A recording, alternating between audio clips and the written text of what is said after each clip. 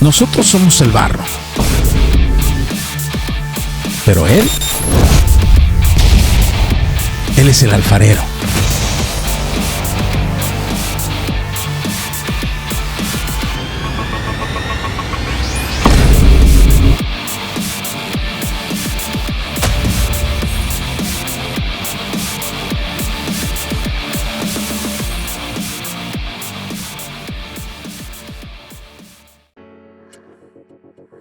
Hoy comenzamos una nueva serie bíblica.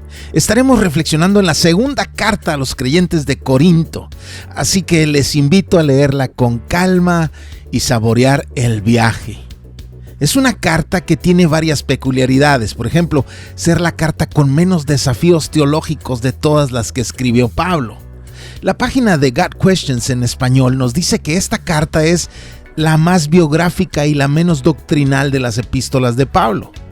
Y nos dice también que nos dice más acerca de Pablo como persona y como ministro que cualquiera de las otras. Sin embargo, dice también que hay unas pocas cosas que podemos tomar de esta carta y aplicarlas a nuestras vidas en la actualidad. Pero creo que debemos tomar la Biblia, toda, cada libro en ella, con más interés, darle más relevancia, aunque no nos guste alguno. Porque Pablo nos dijo que toda escritura, toda, es inspirada por Dios y es útil para enseñar, es útil para reprender, es útil para corregir, es útil para instruir en justicia. Toda la escritura es a fin de que el hombre de Dios sea perfecto, equipado para toda buena obra. Así que vamos a navegar por las aguas de esta carta en una serie que quise llamar Tesoros en el Barro, porque la carta nos recuerda también nuestras carencias y nuestras limitaciones, pero también que en medio de todas ellas, Dios se muestra relevante y glorioso y poderoso y amoroso.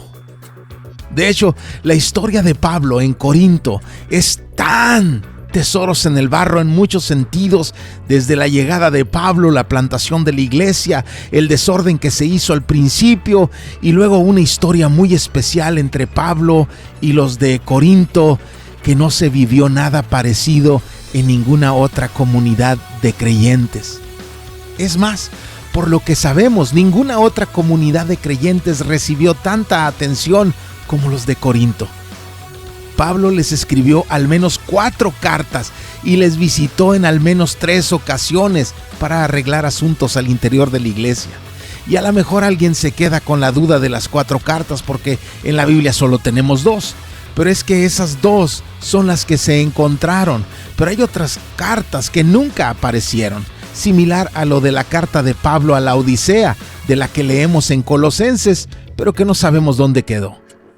Si abres la primera carta a los de Corinto, la primera carta, puedes darte cuenta que en ella misma se nos dice que en realidad esa carta era la segunda, porque dice: en mi carta os escribí que no anduvierais en compañía de personas inmorales. Y luego Pablo hace una precisión acerca de lo que había querido decir cuando lo escribió, que no se refería a que no nos juntáramos con pecadores, sino a que no nos juntáramos con pecadores que pecan bajo la bandera de cristianos. Pero esa precisión, por lógica, nos indica que Pablo está refiriéndose a un documento ya enviado, o si no, no se hubiera requerido explicar, solo corregir o escribir con atención. Así que es sencillo interpretar que hubo una primera de Corintios antes de nuestra primera de Corintios. Y luego en segunda a los Corintios 2 les habla de una carta triste, una carta de las lágrimas, así se le conoce, a un documento que no corresponde a lo que nosotros leemos en ninguna de las 2 cartas que tenemos. Y si leemos los versículos anteriores a lo que está aquí, notaremos que esa carta fue escrita en el contexto de una segunda visita a Corinto, una que Pablo califica como una visita triste, porque a pesar del esfuerzo de Pablo al plantar la iglesia y sus enseñanzas en la primera carta, que es la que no tenemos, y la segunda carta, que es nuestra primera de Corintios, a pesar de 2 cartas y de su amor al principio, Pablo sufrió al visitarles, y tras esa visita dolorosa les escribió esa tercera carta, una carta triste, una que ahora, en la que para nosotros es segunda a los Corintios, pretende dejar atrás, olvidarse del llanto y caminar hacia el gozo. Esa visita en la que Pablo sufrió era una que Pablo esperaba con ilusión, porque en 1 Corintios les habla de ella y les dice que planea quedarse entre ellos por algún tiempo, quizás pasar ahí el invierno, porque no quiere verlos solo de paso. Y pensar que esa visita que él añoraba sería una visita triste, una visita amarga. Así que cuando leemos los versículos que antes habíamos leído, entendemos que esto que escribe es para anunciarles de una tercera visita que Pablo espera sea una de gozo. Pero la visita que sigue, la tercera, esa que Pablo espera que ya no sea una triste, tampoco será una muy agradable. Porque a final de 2 Corintios leemos: esta es la tercera vez que voy a ustedes, a vosotros. Por el testimonio de 2 o 3 testigos se juzgarán todos los asuntos. Dije previamente cuando estuve presente la segunda vez, y aunque ahora estoy ausente, lo digo de antemano a los que pecaron anteriormente y también a todos los demás, que si voy otra vez no seré indulgente. En griego es: no me voy a reprimir, no me voy a contener, no me voy a quedar algo. Así que Pablo entiende que no le espera una visita placentera. Lo único es que no iría a llorar, pero irá decidido, firme, seguro, especialmente porque esta frase pudiera sugerir que algunos asuntos a arreglar tenían que ver con el mal comportamiento de ancianos, de líderes al interior de la comunidad, porque es en las acusaciones contra ellos cuando Pablo entendía que debían ser acusados por más de una persona. Así que Corinto, la famosa iglesia de Corinto, era siempre al principio un mundo de conflictos, pero Dios seguía operando en ellos. Es la parte incomprensible desde la mentalidad legalista y religiosa mía, pero luego Dios me apunta a un espejo y entonces tiemblo y paso saliva y bajo la mirada y lo entiendo y lloro y agradezco su gracia, que a pesar de mi lodo, de mi barro, sus riquezas se hayan depositado en mí y en ti y en ellos. Por eso quiero llevarlos por estas páginas dirigidas a unos creyentes tan característicos que en su barro, en su lodo, fueron usados por Dios para transportar la grandeza divina. Dios tomó el barro y le dio forma y lo usó para su gloria. El problema del legalista y religioso es que no le gusta que se note el barro, que no sepan que Él es barro. Queremos que Dios nos cubra, que lo oculte, que nadie sepa, que parezca que somos hechos de oro, pero el Señor nos quita los adornos y nos sacude el polvo y nos exhibe como somos y exhibe a los de Corinto como son y nos muestra cómo en medio de eso su amor sigue trabajando. No es que el pecado no importara, porque aquí leemos que no es así, que va a haber juicio, que va a encararse al agresor, que va a establecerse el orden, pero también se hace público que la iglesia es defectuosa por sí sola. Por eso siempre necesitamos de la compañía, de la dirección, de la confrontación de Dios con nosotros, porque Él, confrontando a su pueblo, es el alfarero dándole forma al barro y quitándole lo que no debe tener y corrigiendo lo que está torcido hasta que el alfarero completa lo que comenzó. Eso es 2 Corintios.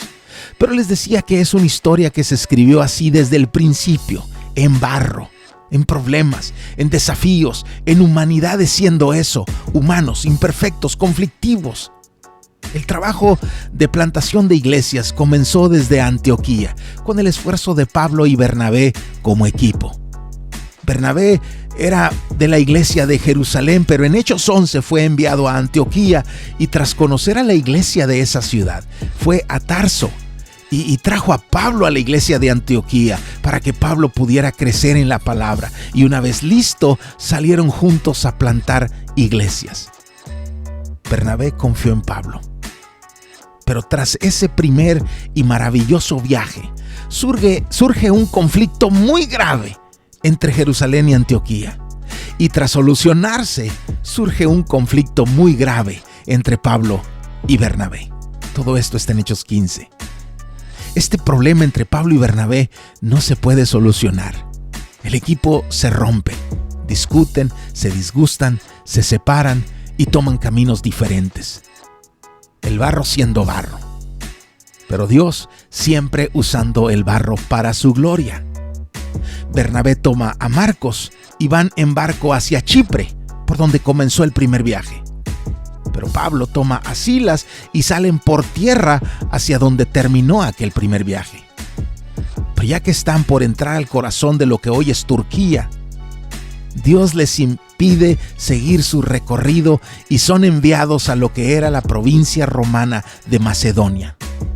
Timoteo ya se les había unido y llegan a Filipos y plantan lo que ahora conocemos como la iglesia de los filipenses. Y recorriendo Macedonia también llegan a Tesalónica, otra ciudad de esa región, donde establecen la iglesia de los tesalonicenses. Silas y Timoteo se quedan en Macedonia por indicaciones de Pablo. Pero Pablo, por su seguridad, se traslada a la provincia romana de Acaya, primero a Atenas y luego, como se describe en Hechos 18, llega a Corinto. Y ahí se encuentra con gente que había sido despojada de sus posesiones y expulsada de Roma por decreto del emperador. Angustias, incertidumbre, miedo, pérdida. De nuevo estamos parados frente al frágil barro. Pero Pablo se puso a predicar por año y medio y plantó la iglesia de los Corintios. Después deja a Timoteo y Silas en Corinto y toma a Aquila y Priscila, con quienes plantó la iglesia y en cuya casa nació, y viaja con ellos a Éfeso, donde permanece solo unos cuantos días, pero les anuncia sus planes de regresar.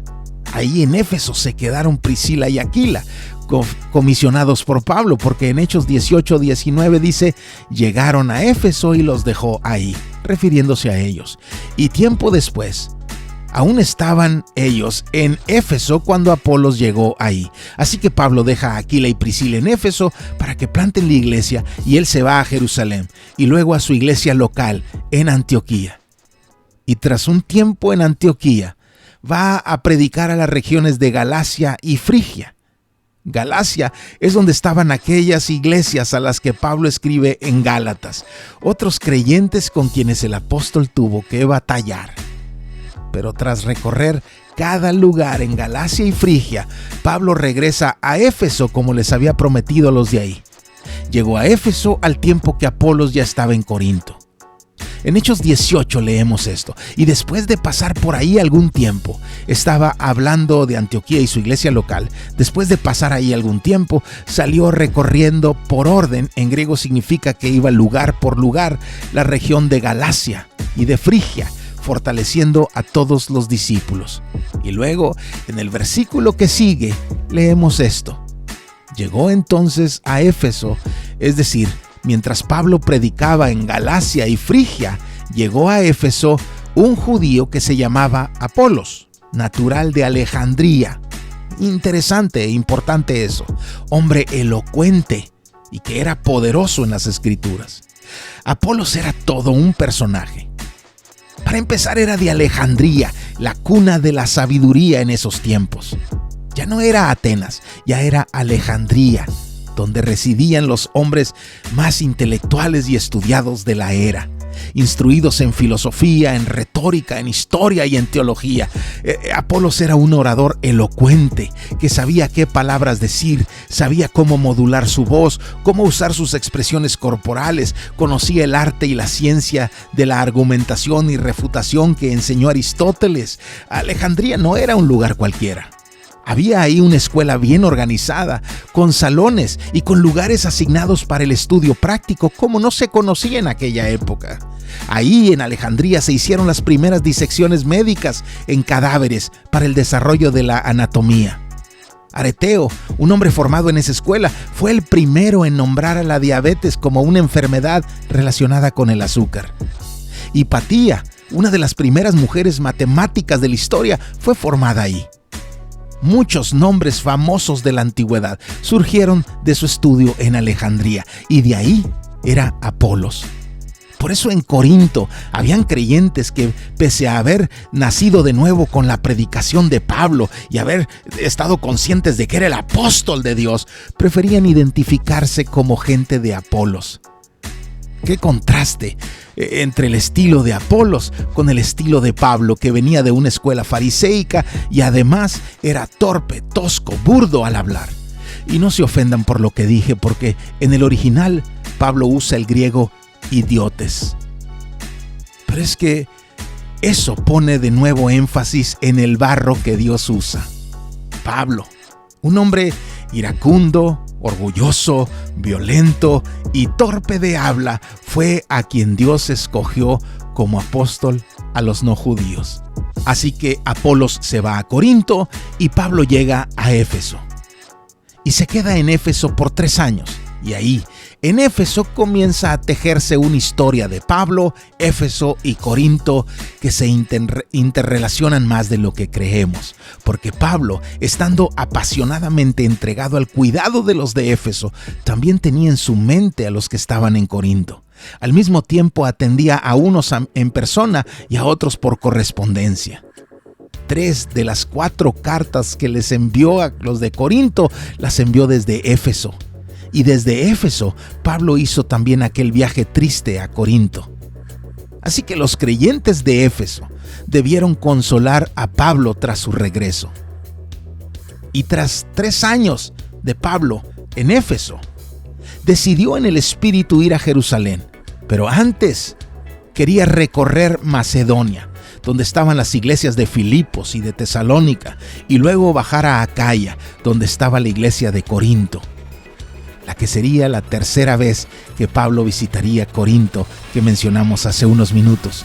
Y de ahí tomaría un barco hacia Jerusalén, aunque navegaría específicamente a Antioquía, su iglesia casa, y de ahí bajaría a Jerusalén, donde finalmente iba a ser arrestado y enviado a Roma ante el emperador. Así que con el viaje a Macedonia en mente, Pablo envía allá a Timoteo y a Erasto. Y él se queda en Éfeso, acompañado de Gayo y Aristarco, que eran de Macedonia, y de Alejandro, que era judío. La gente en Éfeso estaba abandonando la adoración a los dioses paganos, y eso trajo consecuencias económicas a muchos que vivían de la venta de ídolos, como uno llamado Demetrio, que agitaron a las multitudes contra Pablo y sus acompañantes. Los ayudantes de Pablo fueron tomados por una multitud exaltada y fueron llevados al teatro de Éfeso para ser acusados frente a todo el pueblo. Se hizo tal escándalo que el secretario de la ciudad tuvo que intervenir, temiendo que el ejército de Roma aplastara el tumulto.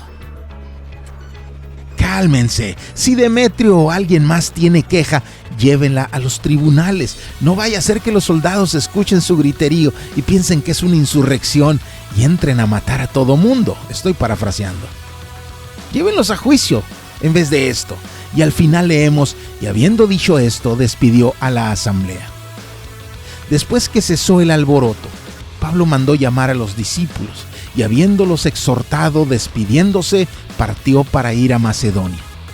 Y después de recorrer aquellas regiones y haberlos exhortado mucho, llegó a Grecia.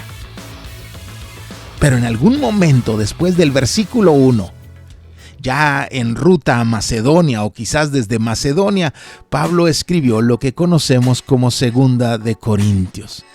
Y luego llegó a Corinto en el tan anunciado tercer viaje.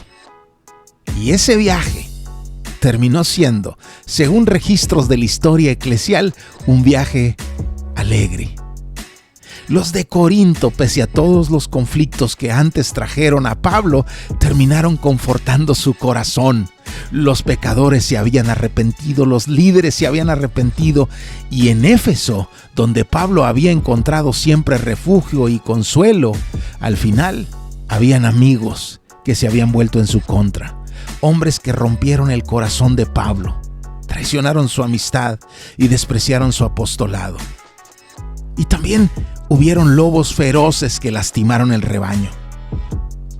Probablemente viéndolos a los ojos, Pablo les dijo: sé que después de mi partida vendrán lobos feroces entre vosotros que no perdonarán al rebaño, y que de entre ustedes mismos se levantarán algunos hablando cosas perversas para arrastrar a los discípulos tras de ustedes. ¿Sabes a quién le dijo Pablo estas palabras? A los ancianos de la iglesia en Éfeso. En esta historia de Éfeso, Corinto, Pablo, hay contrastes donde lo triste no es tristeza para siempre y lo alegre tampoco dura para siempre, donde llegan amigos y donde se van amigos, donde hay tragedias y hay días felices, donde comienza algo amargo y termina convirtiéndose en algo bonito, donde nace algo bonito y termina siendo doloroso. Es tan típico como la historia de la humanidad. Es tan nosotros, tan tú, tan yo, donde tenemos el alma con cicatrices y también tenemos recuerdos de días alegres. Hubieron días donde la tragedia nos aplastó y las lágrimas nos inundaron, y otros donde las sonrisas y las ilusiones nos cobijaron. Algún día por ahí tomamos una decisión de la que queremos que todos sepan porque estamos contentos con haber hecho lo correcto, pero hubieron días donde hicimos algo que no quisiéramos que se sepa. Somos barro, somos frágiles, estamos expuestos a tantas cosas. Por eso sé que esta carta será de ánimo para nosotros, porque es en nuestra debilidad donde el poder de Dios se hace evidente. Abraza tu debilidad y que Dios opere en medio de ella.